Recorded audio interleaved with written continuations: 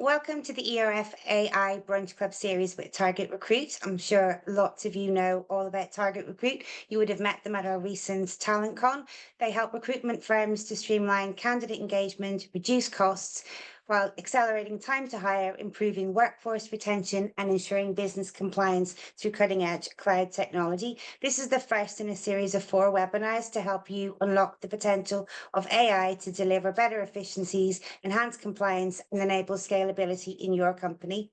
We're thrilled to be joined today by Neil Curry. He's the sales director for the UK and EMEA at Target Recruit. He's got over 20 years of experience in technology sales across various industries, and he excels in supporting clients in achieving their digital transformation goals. Today's session kicks off with enhancing the front office. You're very welcome, Neil. Did you want to take it from here? Yes, thank you, Anna. What an introduction. Thank you. Thank you. Thank you. Yes, so Neil Curry, as Anna says, sales director for Target Recruit. We are a CRM built on Salesforce. So let's get into it. Let's go through the agenda and I'll show you what we're going to be covering. So, as Anna said, this is a 4-part webinar series. So for the next 4 weeks at 12 o'clock every Thursday, there's going to be a different topic all around AI, all for recruitment. Okay, so today we're going to be looking at what AI tools you can use to enhance and get the most out of your front office. Week 2 next week will be the candidate experience. So how you can use AI to really improve the candidate experience of how you're engaging with them. The following week we're going to be looking at streamlining operations and more of the business-wide AI approach, and then the 4th week will be practical steps on how to get started. So hopefully that's going to cover off a lot of the bases that you would want to see. So enhancing the front office, let's get into it. We've got about half an hour. There's quite a lot to cover. If you do have any questions, please feel free to pop them into the chat. There'll hopefully be a little bit of time at the end to answer some of those, but we did have over, I believe, 70 people registered. So if everybody has a question, I won't have time to get to it all, but please pop them in the chat. We'll amalgamate the questions and then come back to you with responses on all of them. So I guess it's just a bit of a backstory as to why we're here. So, we've been part of the ERF for a good few years now, and I speak with recruiters every single day around their tech, what they're using, their challenges, what they want to achieve, and AI comes up, surprise, surprise, all the time. Any of you who were at TalentCon in March, I think pretty much every talk in that day, AI was mentioned to some degree, and there was some pulse surveys throughout the day, and some of the stats that came back from the live surveys were pretty standout, quite alarming in some areas, for me personally at least. So the 45% of you said that you're exploring AI, but you're kind of stuck as to what to do. 58% haven't changed at all with the use of AI, and 53% haven't embraced any form of AI transformation. So that just got me thinking as to why is that happening? And I ingest as much AI information as I possibly can, different talks, videos, and the like. And quite often, a lot of the advice is very high level. It's strategy, it's how to approach it. And there's a place for that. But I think a lot of people come out of those different talks just scratching their head thinking, okay, well, how can I roll AI out for me and my team and my business? So hopefully today will give you some real practical examples of that. As I say, a lot to cover. So let's get into it. So the areas to cover, I'm hopefully covering most of the areas of the front office that you'd be expecting today. So 6 main ones: LinkedIn outreach, intent data, sourcing candidates, screening CVs, phone and video interviewing, and then CV formatting, all from an AI angle. Okay. So the first one is the LinkedIn outreach. Okay. Recruiters live and breathe within LinkedIn. So what is it from an AI perspective? Well, it's essentially automating your LinkedIn outreach. From a practical point of view, you can use AI tools which will build your target list, or you can build them yourself. And then AI will come in, it'll view profiles, So it makes it look like you're viewing a profile. It'll send out the request on your behalf. It'll then send out any follow-ups based on acceptance or not. So it can go through to InMail or through to mail itself. And you might be thinking, well, why would I want to use that? Well, the big one is that it's going to save time. I was speaking with a recruiter who's just starting up in the industry on his own right now. He hires for accountants, and he was spending all of his evenings in front of the TV with his wife, building lists, sending out requests, and then following up when people had accepted. And you just said there must be a better way of doing this, and that there is. So these are the 3 recommendations that I would give around some of the best apps in the market. The first one is Dripify. So this is really easy to use. Great if you're a solo recruiter or if you've got a small team. Very easy to use and get to grips with. Phantom Buster, a bit more technical, but it will automate pretty much all of your LinkedIn outreach tasks. So it might not be ideal for beginners coming into the industry, but if you really want to take that outreach and automate it yourself, then Phantom Buster is an incredible tool. And then Sales Robot does the above, but you can also link in cold emails as well. So it'll do your outreach, but it can also be dropping emails into client or candidates inboxes as well if required. So Sales Robot, great if you want to combine it with email. Phantom Buster, fantastic for automating the majority of tasks, and Dripify if you're wanting to get started and you don't have a hugely technical team, that's the one for you. Okay. I also just want to drop some hints into the conversation that we're going to be having this afternoon. And one common theme that has come through from, I know that the ERF ran a survey around AI a few weeks back, and one of the main concerns was privacy of data.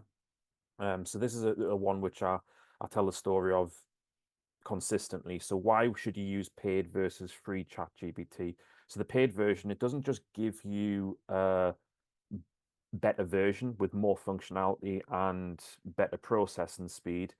What it'll also do is it'll keep your data confidential. Okay, if you're using the free version of ChatGPT, it can retain your data and then use that to train the models. So if you're putting in CVs and you're asking it to summarize, if you're putting job descriptions in and you're doing the same, or you're putting client data in there, you could well be in breach of GDPR if you're using the free version.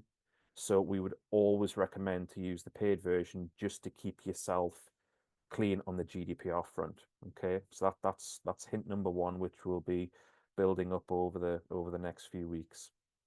The next area is intent data. Okay, so what's this?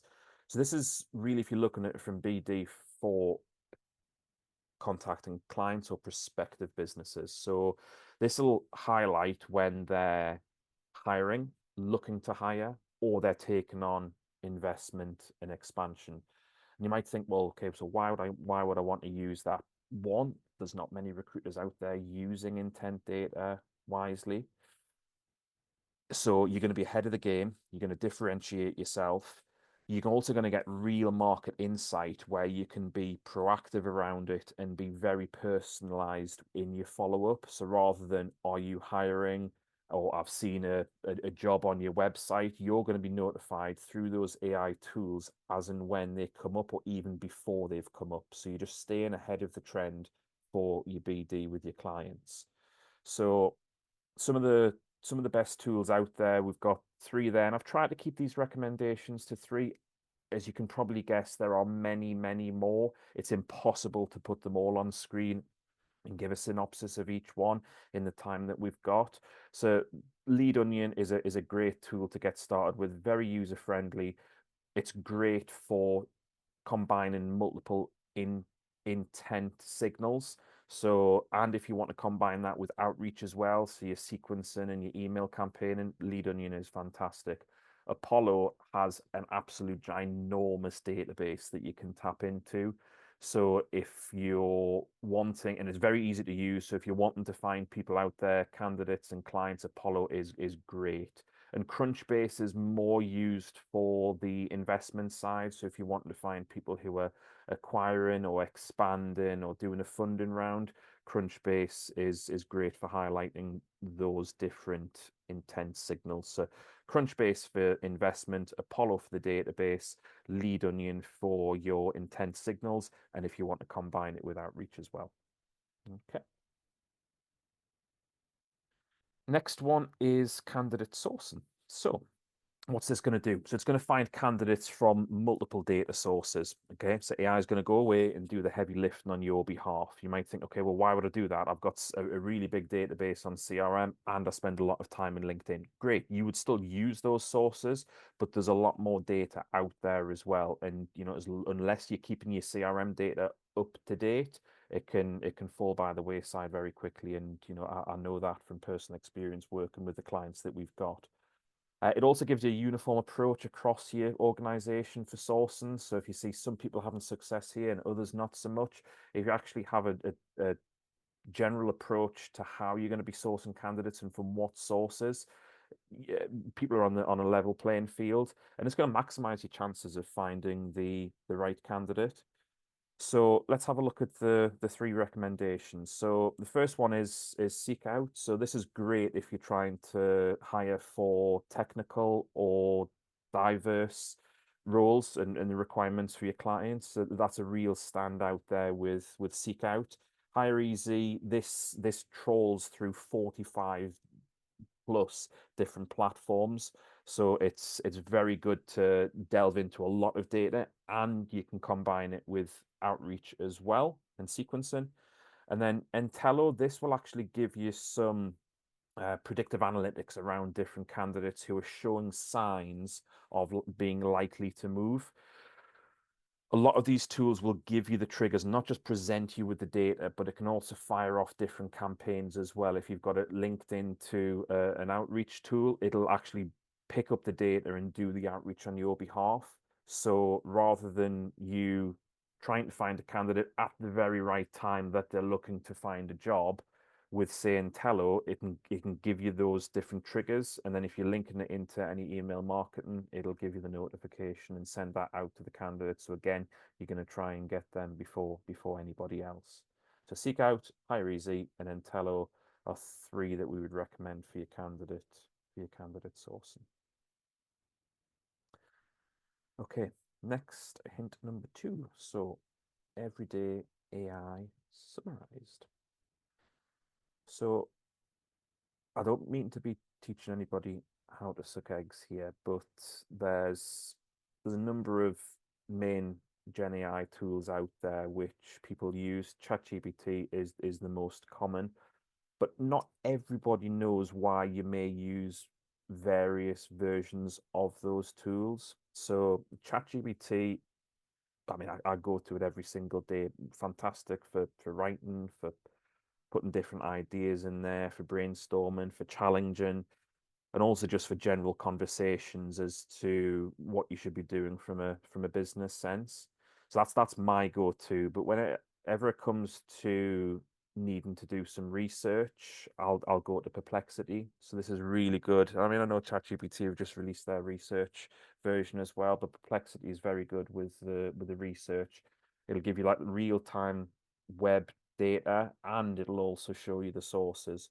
So if you actually want to delve into anything in more detail, Perplexity is very good for that. And then you've got Claude. So this is a standout for any documents, T's and C's, policies that you might want to review. Upload those documents, ask Claude what you want from it, and then it'll go away and do the word crunching from there. So all three of them work very well, but try and use them for what they've been specifically designed for. And you should find some real benefit from using them in that manner. Next one is screening of CVs. So what's this? So it's going to be using AI to screen a CV against your job description or what you've asked it to do. It'll then provide you with a list of possible matches and then the rationale behind that. I was at a work and lunch several months ago now, and I was explaining this area of AI to the room, and there was actually quite a lot of pushback, to be honest. And one recruiter put his hand up and said, if I have 100 CVs to go through, I would rather do it manually rather than using technology to do the sifting on my behalf. So we had a conversation around that, and his reasoning for it was, well, somebody might not be great in writing a CV, but they're actually the best candidate for the job. And that does ring true in certain cases, but I think with that mindset that you're not going to rely on tech and you think that you can review CVs 100 at a time better than technology, I think that's just, in my opinion, I think that holds people back. It really does. Now, there's nothing to say that you have to use technology all the time. You could say, okay, give me the top 30 based on their based on the job description and their career progression. Give me the top 30 and the rationale behind it. And then you can still do spot checks to the remaining 70 to make sure that you're not missing a fantastic candidate in that process. I mean, the big thing is that it's going to be saving you time so you can focus on other activities and running your business. You won't miss the talent as well. We know that going through, say, 100 CVs, you're going to get tired eyes in doing it. Is there a chance you're going to miss somebody good in that list? Of course there is. Okay, another big one as well, again, that came through from the survey that the ERF ran a few weeks back, was that they're concerned about around bias. One, that AI will introduce it, but also, there's some bias in that screening process that recruiters will go through. Using an AI tool should in theory reduce that and get rid of it. And you're also going to be prioritizing the best talent and being able to do it quickly and put those individuals in front of your clients. So let's have a look at three different recommendations for screening CVs. So the first one is resume screening. So this is very good if you've got high volume of CVs landing on your desk. So you can match it up to a job description, but if you're in that temp space, you've got high volume contract resume screening is very good for sifting through and giving you the best of the bunch. CV grader is another good one. It's very good if you want to put your own evaluation criteria in.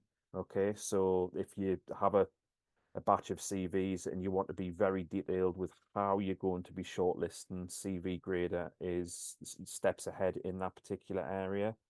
And then AI CV sifter, this is a good one, very easy to use.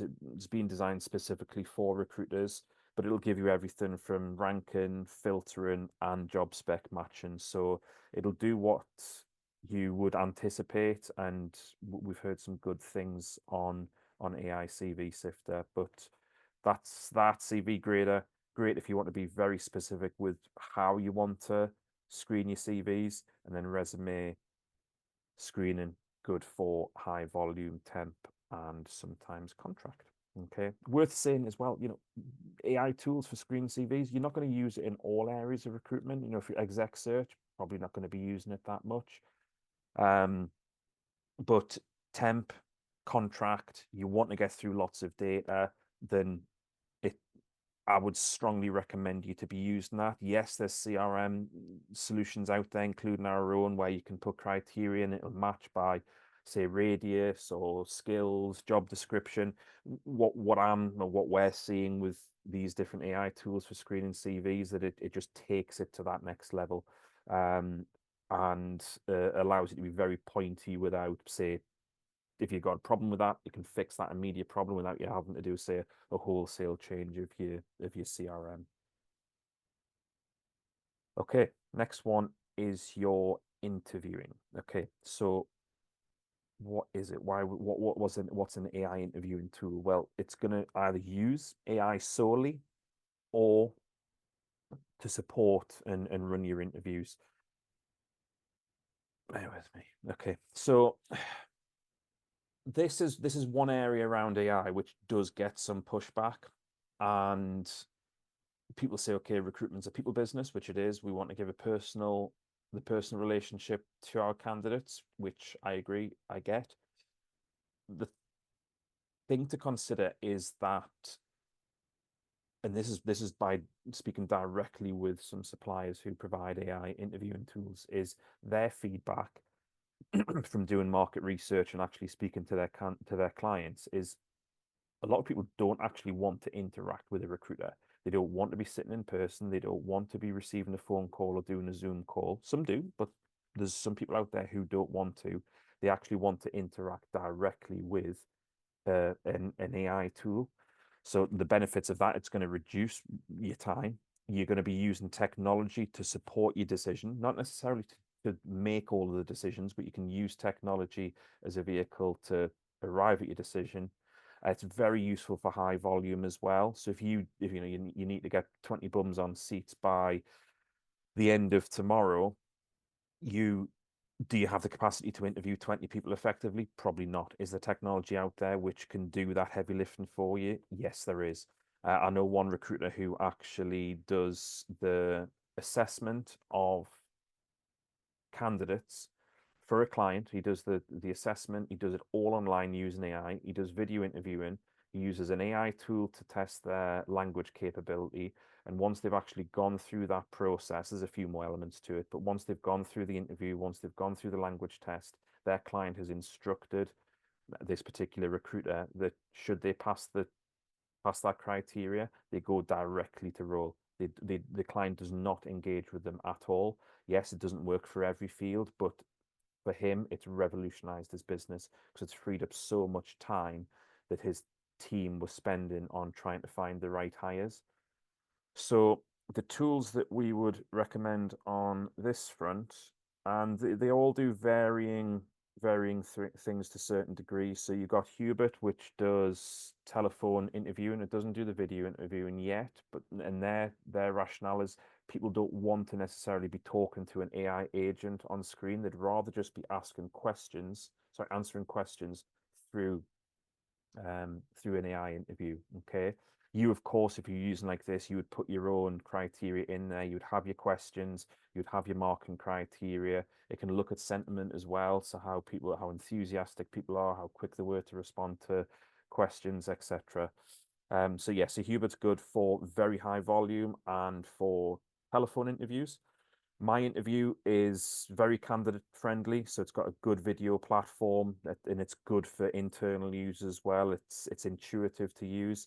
And then Higher View is more of that enterprise grade solution. So it can be quite expensive for smaller teams, but it offers an awful lot of functionality under the one roof.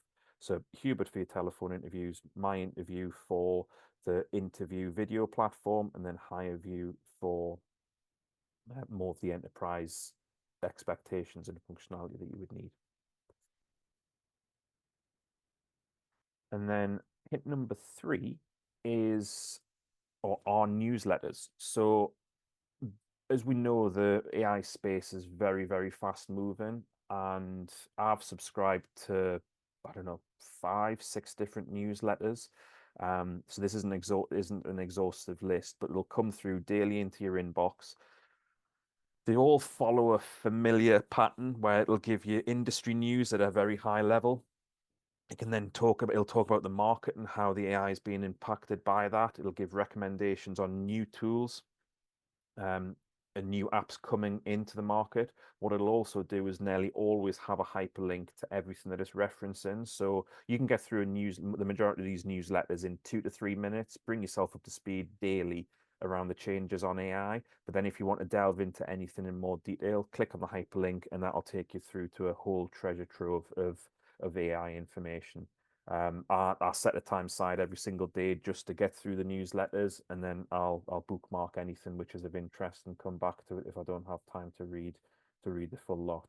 But I would recommend signing up to some of these newsletters. We know, as I say, it's a fast changing space around AI. It'll really help you keep abreast of what's going on. So TLDR, Axios, AI Plus, and Rundown AI. And then I believe this is our last area, which is CV formatting. So CV formatting, nothing really new on this front. I know a lot of different CRMs and plugins to CRMs do this. It's going to present your CVs in a really concise, readable format. I don't really necessarily talk about the benefits, but very professional. You're going to be on brand. And it's also going to be a high likelihood that you're going to be standing out to clients with what you present. Bear in mind as well, your candidates are using a lot of tools themselves, and you probably know that. They're not necessarily just putting a CV together in a Word document anymore. So the three recommendations that we would give is the first one is teal. So if you actually need multiple branded templates, you've either got different brands in your group or you've got different looks and feels which need to be tailored per client. Teal's a really good option on that front. Enhance CV. So if you really want to stand out, this is the option for you, where it can be very pleasing to the eye and very stand out to your clients. And then Resi is good if you want to take job descriptions and the CV and then match up keywords from that. So it's rejigging the CV somewhat, but it's matching what's required for the client and then what experience the candidate has and calling that out within the document. So they're the three recommendations on CV formatting. And then one more area to go. I wanted to put this in that it's not necessarily, I guess, an area which is that prevalent with the front office, but I've used a couple of tools on this front. So this has really given you personality insights into people that you engage with. So Crystal Knows, as an example, that's just a Chrome plugin. Anybody, for example, that you're speaking with on a conference call or that you're engaging with on LinkedIn, it'll actually give you their disc profile based on how they're interacting through different social media sites. So it'll show you whether they're a D or an S, and then it'll give recommendations on how to interact with them. It can also write different emails based on what it's finding. So you're getting the tone of voice right, you're getting the brevity right. It'll say, okay, this person loves emojis, so you can include that within your outreach. So that's really just lifting the lid on how each person you're interacting with maybe most receptive to how you communicate with them. And then Humantic AI, that takes it to the next level. So this is again communication profile, but it's going to predict different fit and how you should be engaging as well. So they're just two tools as a bit of an extra, which I wanted to throw in there, which you can get some real practical benefit from with your outreach. Anna's just jumped on camera, so I'm assuming, oh, we've got 2 minutes to go and just about on time. So these are the areas that we've covered, 6 main areas around the front office. Next week, I hope you can make it. We're going to be covering the candidate experience and how AI tools can benefit you in saving your time, but also really giving ironically a personal experience to candidates. I know there's a few questions which have come in through the Yeah, I chat. was just hoping you might have a bit of time just to even cover a few questions. Yeah, There's a please. couple about just data protection and confidentiality using AI tools to screen CVs, but I'm assuming that goes back to what you said, that if you have the paid version, everything is a lot more confidential. It's private. If you're using the free version and you're putting people's details in, maybe not so much. Could you just maybe go over that again, Yeah. please? Yeah, absolutely. So the paid version of ChatGPT, it keeps what you've put into it keeps it confidential. It doesn't use it for anything else. It's only within your profile. The free version, it can use that data to train the model and consistently get better. So it's going to be providing you with a better version over time, but it can be used in candidate or client information which you uploaded to train, which it is in breach of GDPR. Okay. If it actually Okay. comes down to individual apps that you're using or different AI tools that you're using, all I would say is speak with the supplier, look through their T's and C's, and make sure that you're watertight in regards to GDPR. And another consideration is include how you're going to be handling candidate and also client data in your Data Protection Act, which I know a lot of people have embedded within their website. But if you want to reference that, then it is a recommendation. So yeah, so Okay. use the paid version, check the T's and C's if you're using a specific tool, and put it into your Data Protection Act. Perfect. Okay. And then another one came in from Anthony. How do you ensure that these CV screening tools are not biased, gender or other DE and I factors? Is there something you can do to kind of prevent bias? There's with the software itself, it's difficult. I would speak with this. It's difficult to control it, is what I'm trying to say. I would speak with the supplier and see how they handle bias. So we know, and I think a lot of people, and Anthony, I don't know if this is the case for you, but I know there was some horror stories at the beginning when generative AI was coming out and people using it on in a personal sense, and then also a work sense, that it was given a lot of biased data, and I think that frightened a lot of people off. The good suppliers in the market now they've learned that lesson, and they've got their large language models and their training data on really tight, um within a really tight framework, so it shouldn't give bias. Will it be completely eradicated right now? I don't know without, I guess, speaking directly with the supplier, but I would pick their brains, pick their brains.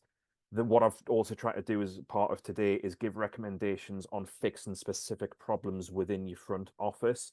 So rather than saying, okay, we'll take a CRM which might be able to address everything, these are real point solutions. They do not take forever to implement.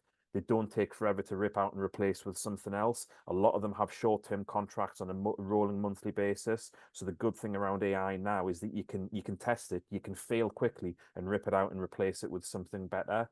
The Okay. suppliers know that, and they'll do everything they can to make sure that they're eradicating bias. But I would speak with the supplier. Perfect. And then just one very last one. You mentioned an interview tool for language checking. Somebody's asking if you can specify what that tool was. Yeah, I think so. The one in question was actually something which Phil had designed himself. So Right. he'd actually had a developer in-house developing it for him. But I can get some recommendations and send that across to you. I'll get your details off Anna and send through the ones which support multiple language. Perfect. And obviously, Neil's email address is on screen. You've got my email address, it's in the chat. If you've any more questions, put them to us, and Neil will be more than happy to come back on all of them. Thank you very much for today. We'll see you same time next week for the next stage, and looking forward to it. Thanks, everyone, for attending. Thanks, everyone. Bye.